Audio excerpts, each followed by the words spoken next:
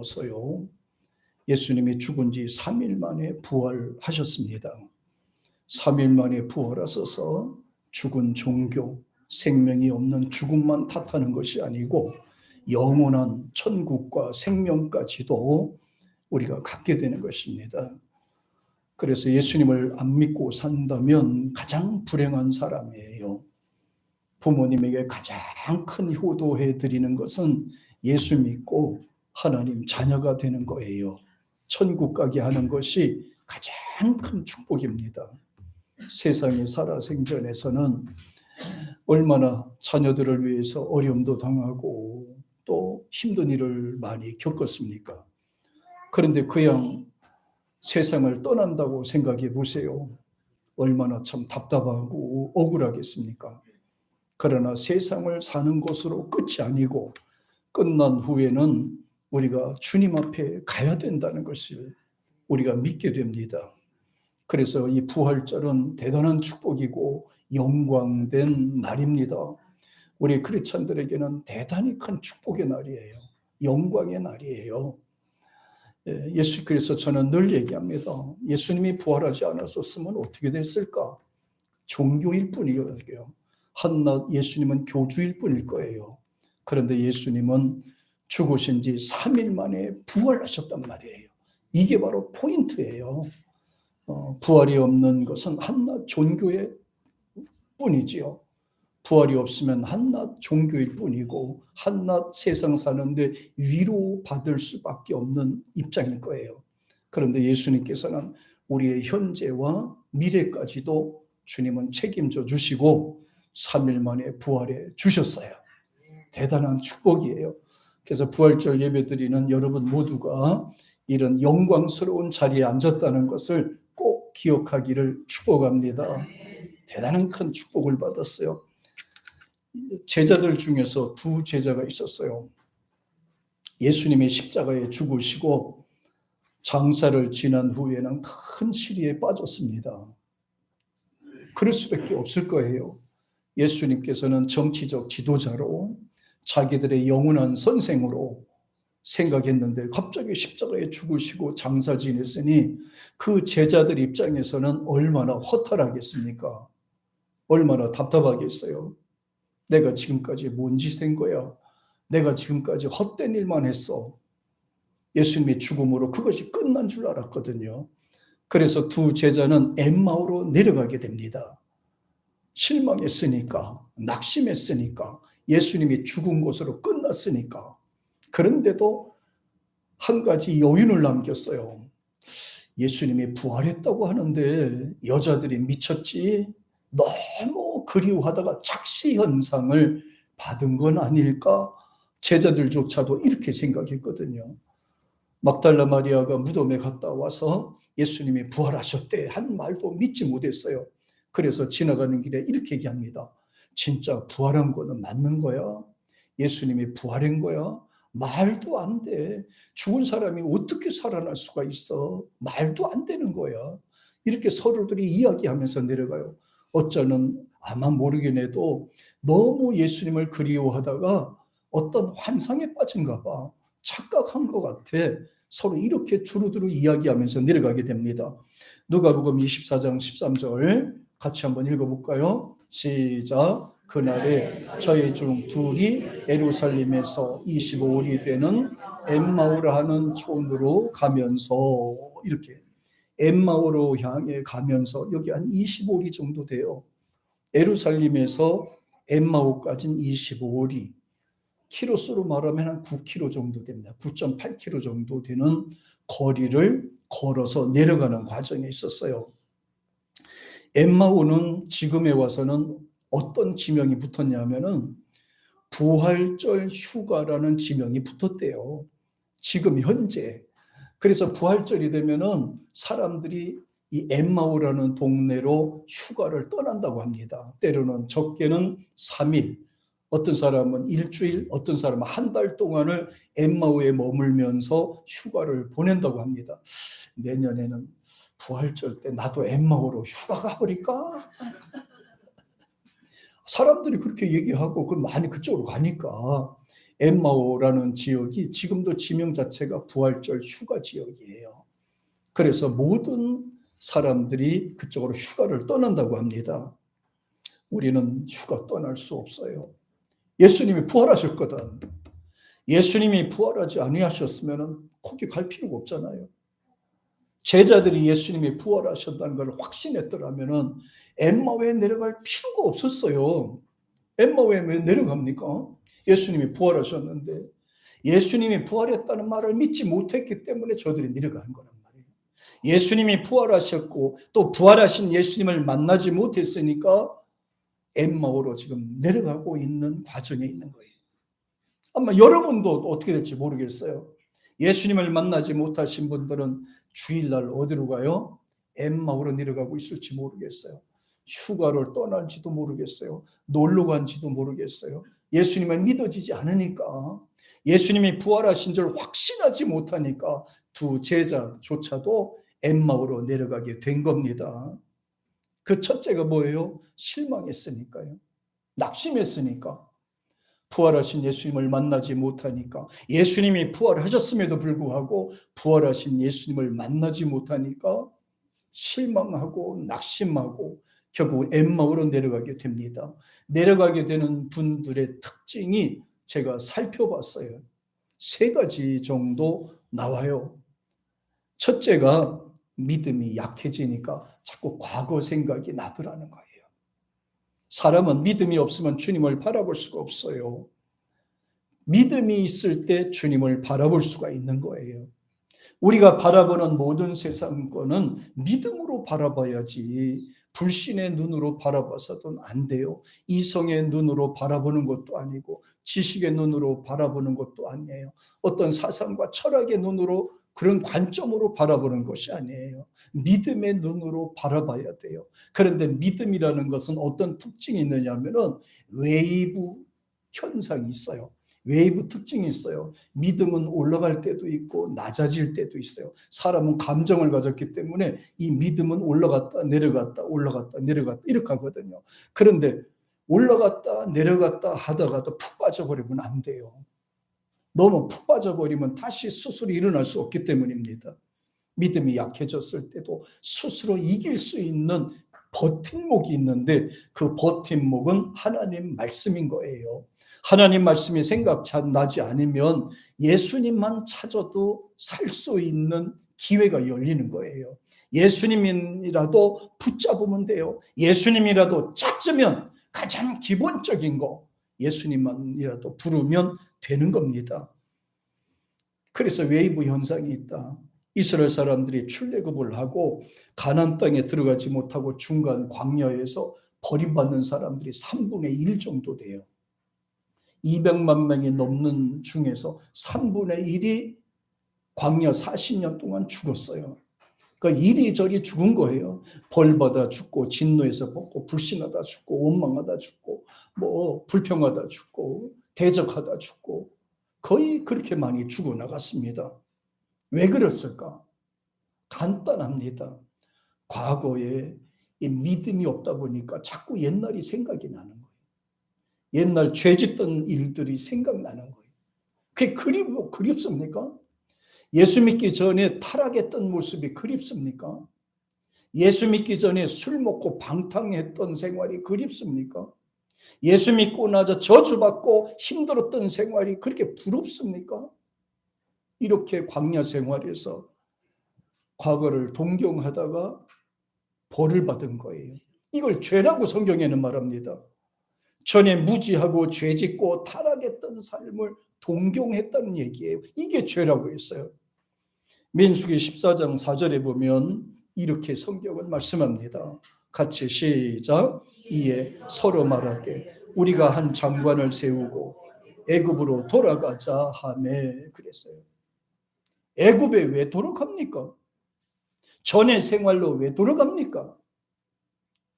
예전에 불신 생활하던 삶으로 왜 돌아갑니까? 예수님을 만났는데, 믿음을 찾았는데, 영원한 생명을 얻었는데, 살아계신 하나님을 만났고 섬겼는데 왜 옛날에 죄짓고 타락하고 방탕했던 생활이 왜 그립습니까? 왜 그것이 동경의 대상이 되냐 이 말입니다. 그러니까 성경에는 죄라고 하였습니다. 큰 죄라고 했습니다. 하나님이 출애굽을 시켜주었더니 애굽에 돌아가자? 말도 안 되는 소리지요. 죄악과 저주에서 구원해 주었더니 예수님을 등지고 타락한 시대로 돌아간다? 죄가 되는 것입니다. 타락한 생활이고 구제받을 수 없는 상황입니다. 하나님의 진노를 생각하셔야 됩니다. 하나님은 살아 계신 분입니다. 하나님이 진노하신 이후에는 언제나 징계가 다가왔습니다.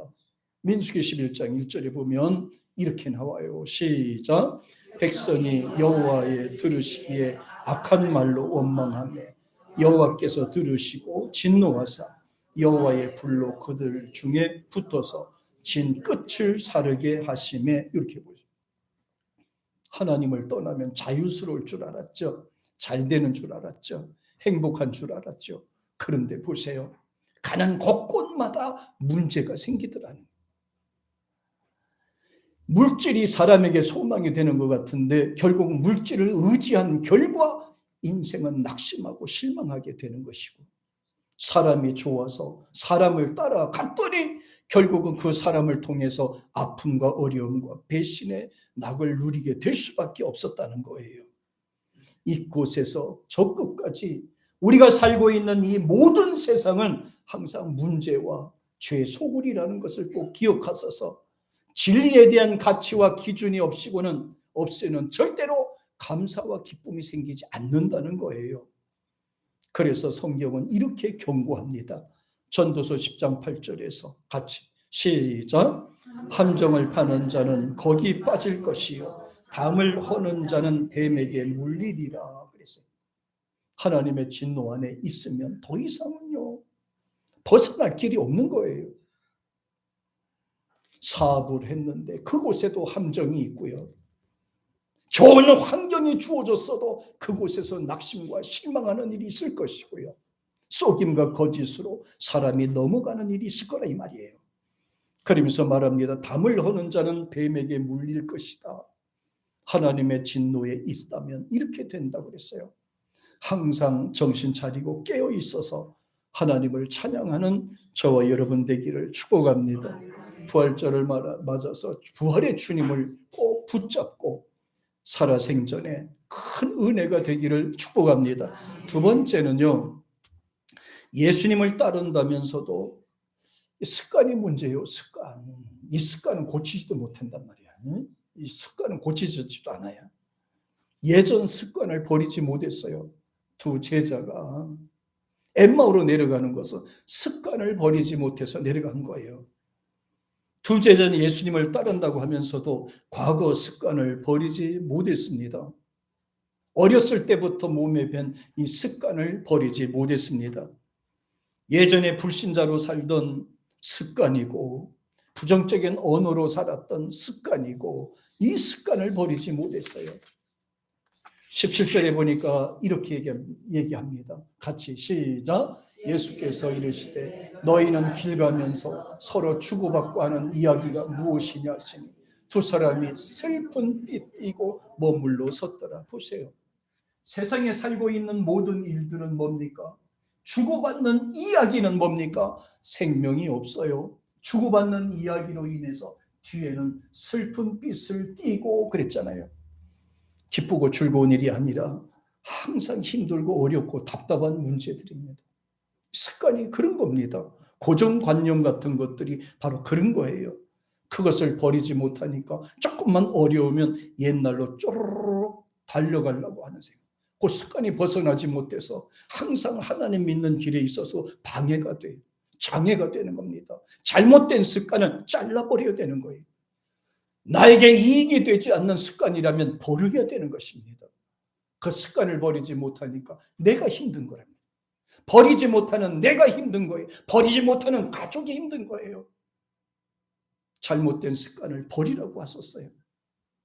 잘못된 습관이 엠마오로 내려가도록 만들었습니다. 다시 말하면 버릴 것은 미신과 종교 의식입니다.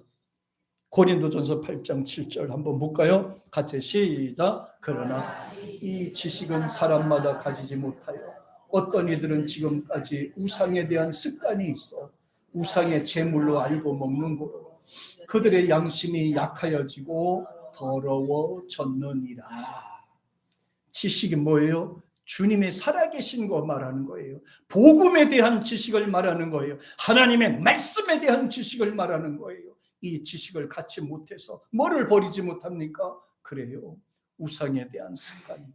어려서부터 잘못 들어온 이 고정관념 같은 것들, 이 습관들이 몸에 배서 버리지 못하는 거예요. 이 습관을 버리지 못하는 거예요. 참 힘들다 그래요. 저희 아버지가 하루에 담배 2각씩 피우시는 분이었어요. 담배를 너무 좋아하셔요. 다른 거는 맛있는 거 안 사다 줘도 드려도요, 담배만 사다 드리면 입이 이렇게 벌어지셨어요.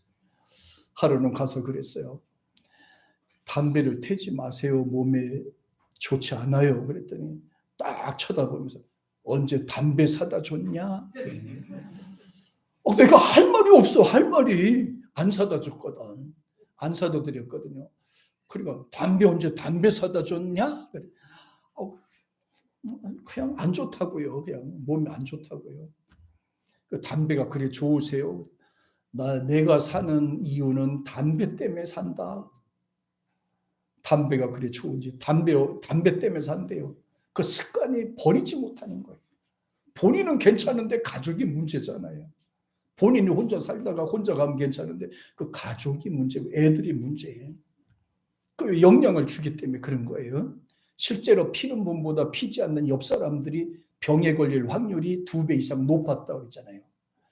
참, 이 습관이 참 고쳐지지 않아요. 어렸을 때부터 배워왔던 잘못된 습관 말이에요. 우상 제물, 사실 저도 어렸을 때부터 불교 문화권에 살았죠. 다 미신 가운데 살았잖아요. 토속 숭배 섬기는 할머니 그늘에서 살았단 말이에요. 그 습관이 가끔 가다 나올 때도 있어요. 그런데 예수님 믿고 나서 다 버려버렸어요.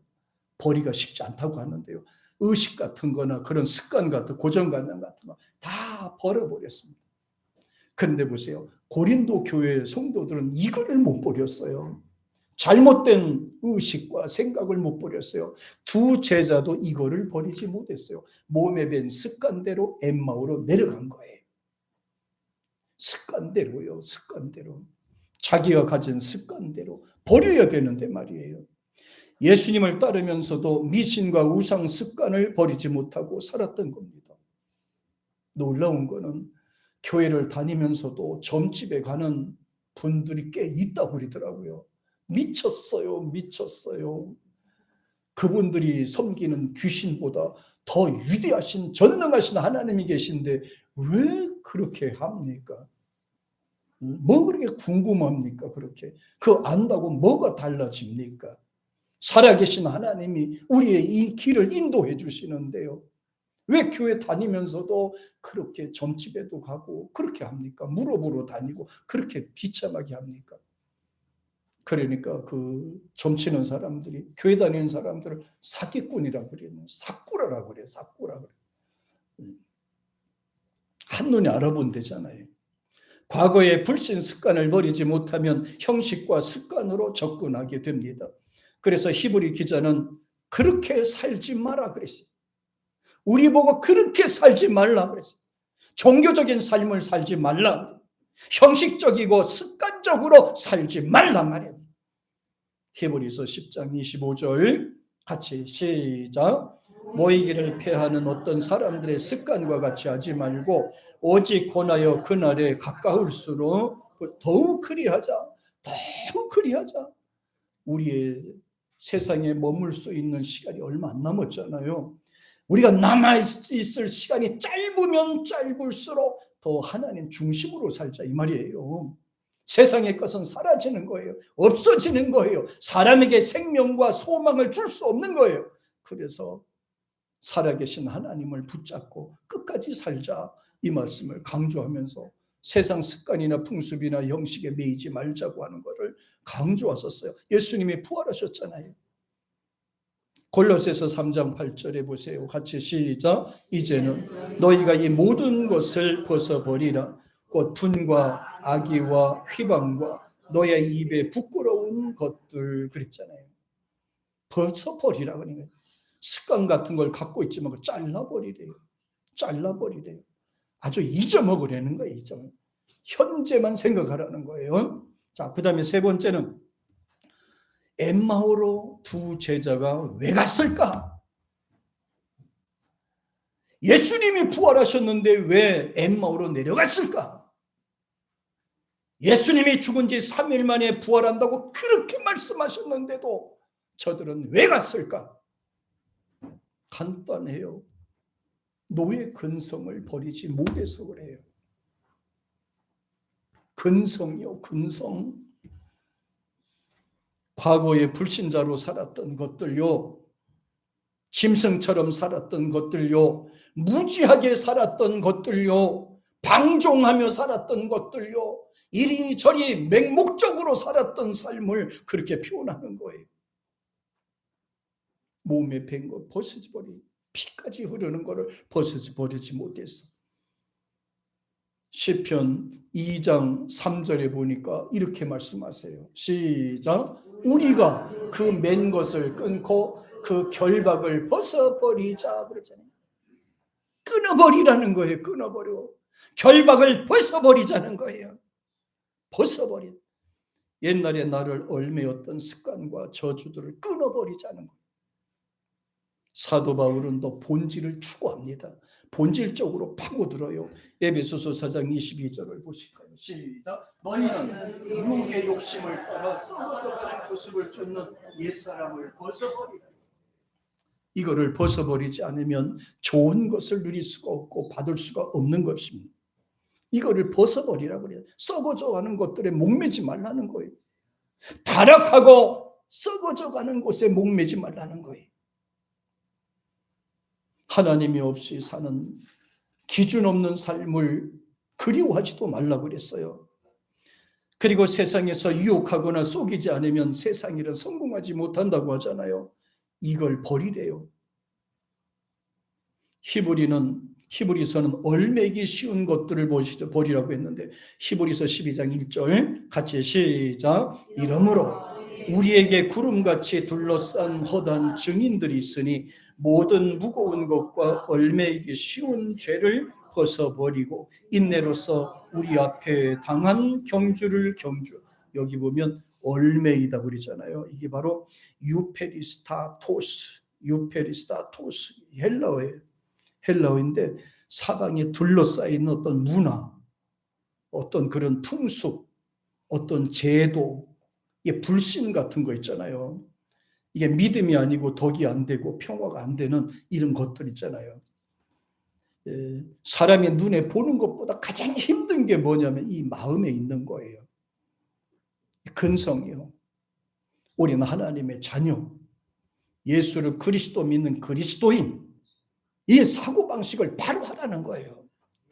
우리 하나님의 자녀라는 거예요. 천국 백성이라는 거예요. 여기에 대한 자부심을 갖고 살라는 거예요.